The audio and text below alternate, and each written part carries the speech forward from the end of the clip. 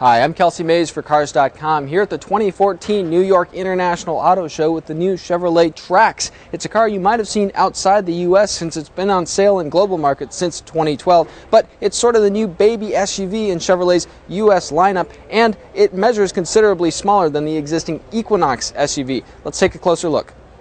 A lot of familiar Chevy cues up here include perky headlights and a split grille. As you get along the side here, a very familiar profile if you've seen the Buick Encore. That's Buick's small SUV. Actually, it's a platform mate to the Chevy Trax. Both are based off of Chevy's subcompact Sonic hatchback and sedan.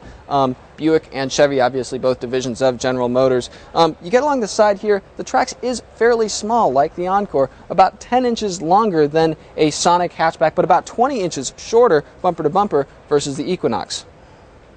Inside, the Trax trades the Encore's kind of button-heavy dashboard for a much simpler layout with a lot of elements from the Chevy Sonic, things like the motorcycle-inspired gauges. This standard 7-inch Chevrolet MyLink screen right here, flanked by little storage bins. There is a little more storage up here and a couple glove compartments here. Neither of them are particularly large, but you put it all together and you've got decent storage. No covered center console here in this car here at the auto show. But overall, a fairly functional interior. Now, about that 7-inch screen, this is Chevrolet's MyLink system, which we've used in the past. It has pretty good graphics and responsiveness. It comes with a standard backup camera. It also has various apps on it, including an affordable navigation app, and finally, Siri Eyes-free integration if you have a compatible iPhone. The front seats have a nice high seating position, and the back seats kind of carry a little bit of that over, too. I'm about 6 feet tall. That's where I would sit to drive.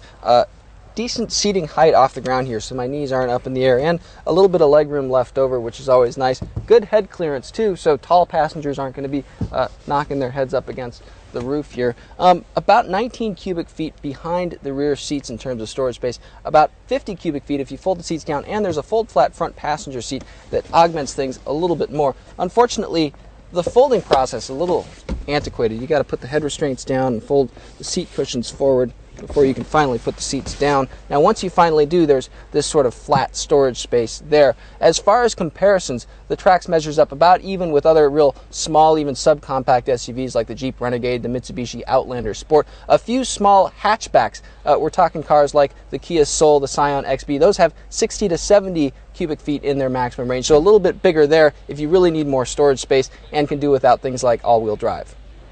One concern is that the Buick Encore, like a lot of small SUVs, didn't do so well in the Insurance Institute for Highway Safety's new small overlap frontal crash test. There's little reason to believe the Trax will fare any differently. This comes despite both SUVs having 10 standard airbags. Still, we've driven the new Trax. We like how it drives. The 1.4 turbo has decent torque, and it combines a pretty good ride handling package as small SUVs go. You too can get behind the wheel when the Trax goes on sale in early 2015.